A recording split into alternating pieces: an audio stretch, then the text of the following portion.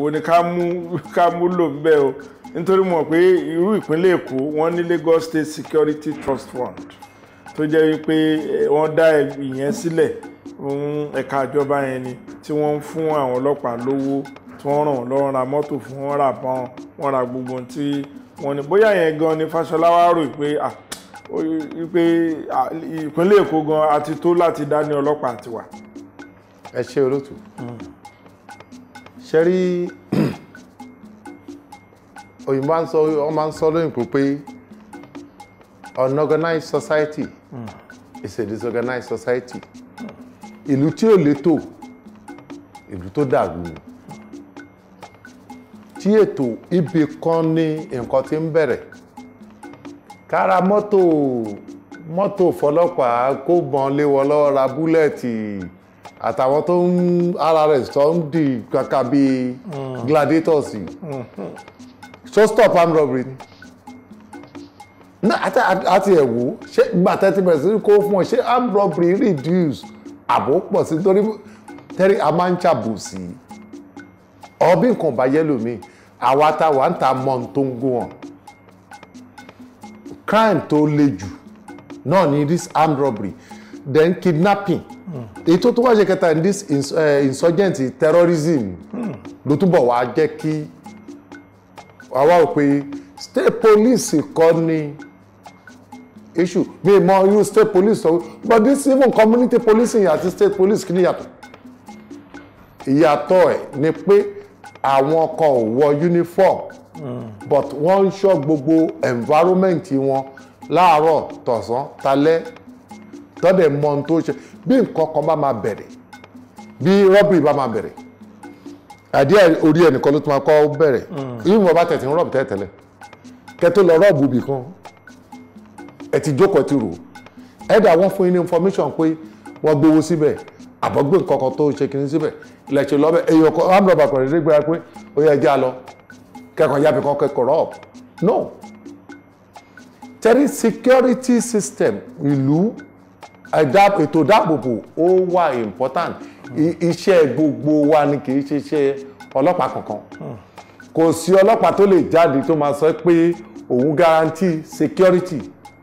àwọn tó náà wọn guarantee ọkàn máa ń sọ because ibi a máa ń take ọ̀rọ̀ àwọn èèyàn serious and take care seriously pé irú ọ̀rọ̀ báyìí jáde nínú ẹ̀rọ ẹni báyìí à ń kàkún torí máa ń kà bí wàá gbà mí pé ọlọ́pàá ní kóníkàlùkù jáde àwọn guarantee security no policeman tó lè guarantee security ní ọwọ́ ta wà yìí mo tún repeat ẹ̀ kò sí IG wọn ló guarantee òun gbọ́ secure kò ní guarantee security commissioner of police go lè guarantee security ààrẹ ìlú oríṣiríṣi ló wà láàrin ìlú òde ń ṣe pé bóyá enclosure kan lè wà tábà ní bóyá mògiri yíra yín ká ẹ ti mọ kínní oníkálukú ń lọ ń bọ̀ oníkálukú pẹ̀lú kún ara ẹ̀ ní. tí community policing bí tó yẹ ká ti bẹ̀rẹ̀ gan ni ntẹ́mi ti ń sọ pé ó dáa kó bẹ̀rẹ̀ community policing ni pé bí ọ̀rọ̀ insurgent ṣe ń ṣe yìí yes there is need pé kí wọ́n start this community policing quick. Any community policing àpọ̀ àdẹ̀wà everywhere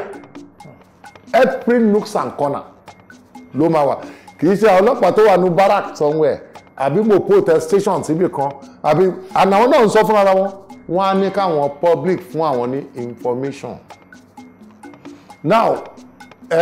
trust ìgbàgbọ́ ni ò sí láàrin public pẹ̀lú ọlọ́pàá gẹ́gẹ́ bí ìwà wọn but tẹ́ bá bẹ̀rẹ̀ lórí community policing in fact àwọn ẹ̀ ló máa kọ́kọ́ rí kọ́lọ́pàá tó rí ní bó ṣe máa bẹ̀rẹ̀ àwọn ló máa kọ́kọ́ rí kọ́lọ́pàá tó rí púpọ̀ ní ká ìgbà tán tiẹ̀ mú gan ẹgbẹ́ báwọn èèyàn ló fún wọn lọ́wọ́ ọlọ́pàá ògbé station wàá mọ̀nà àbẹ́ ètò wà títì tó ti calculate iye tó máa gbà lọ́wọ́ ní mọ́tò ló ń ṣọ́ security no ẹ jẹ́ ká sọ tó tọrọ fúnra wa so ibi ọ́ ní kàtí bí pẹlẹbẹ mú ọ̀lẹ́jẹ́ police tá à ń pariwo lẹ́ni kó tó di pé police ń jẹ́ police ṣe bíbí kan ló ti bẹ̀rẹ̀ in those days that is the constabulary guard ṣe coastal guard nǹkan kan ní gbogbo ẹ̀ ti bẹ̀rẹ̀ kan tó form police tó bá bẹ̀rẹ̀ lórí community policing mo fún wọn ní assurance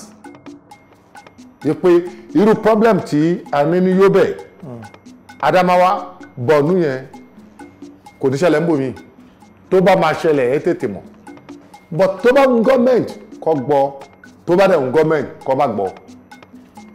kóníkàlùkù fẹ́ ṣe mò ń jáde lọ ọlọ́pàá mẹ́ẹ̀ẹ́dọ́gbọ̀n tẹ̀lé mi civil defence kún wọn bí àṣàfẹ́lá 100 police go follow ram májámájá will follow every that's the problem pẹ̀lú wambi kì í ṣe pé ìdáàbòbòlú kankan ní fẹ́rí mẹ́rin ìbọn ìdáàbòbòlú kankan torí àwọn tó ń bọ̀ àbáyé náà kó mọ̀ dání ṣóyè yín but tẹ́ bá ti tètè mọ̀ pé nǹkan báyìí fẹ́ ṣẹlẹ̀ ẹ ti dábọ̀ ẹ̀ ìyẹn ni pé security community policing yẹn tó bá tẹ̀ fẹ́ bẹ̀rẹ̀ ká má tẹ̀ tí sọ gbogbo torí pẹ̀lú gbogbo tó ṣẹlẹ̀ sí báyìí ò bá gbà nígbà pa ní security ọlọ́run ló ń ṣọ́ wa ní security ń lu àti ní gbogbo ẹ̀ ti tú lórí ọ̀rọ̀ Boko Haram ó ti expose everything pé òfò ní gbogbo ẹ̀ because tí community policing bá ti wà láti lẹ̀ irú community policing làwọn ṣẹ̀ṣẹ̀ fẹ́ bẹ̀rẹ̀ mẹ́rin sìn ní civilian joint task force ọbọ̀ ti ṣọ́ ń yẹ ibọ̀ ṣíṣe ẹ̀yọ̀gì kiri títì ẹ̀yọ̀gì dúró lẹ́gbẹ̀ẹ́ títì mẹ́ẹ̀sì yàn up kí la máa ń organize nǹkan bẹ́ẹ̀ yẹn fún pẹ̀lú ẹ wo gbogbo bí àwọn arábí yẹn ṣe tó ti panu wọn ẹ wo èyí tó gbọ́ gbẹ̀ngbẹ̀yìn yìí gan-an tó bombard air force base wọ́n destroy helicopter wọ́n destroy jet wọ́n bombard army barrack wọ́n tún bombard police station wọ́n bombard petrol station ní òru wọ́n dẹ̀ sọ pé wọ́n tó 500 in number ẹ woru coordinated attack yẹn nírú bẹ́ẹ̀ pẹ̀lú gbogbo tó emergency wà o irú nǹkan bẹ́ẹ̀ dẹ̀ ṣẹlẹ̀ ẹ pé àti chief of army staff àti chief of air staff àti whoever tó jẹ́ chairman joint task force ó yẹ kó ní ká kú fọ ó yẹ kó ti kó mẹ́rin kó ní ká kú ti gbọ̀nà abúlé ẹ̀ lọ pé agbára mi ò ká kíní mọ́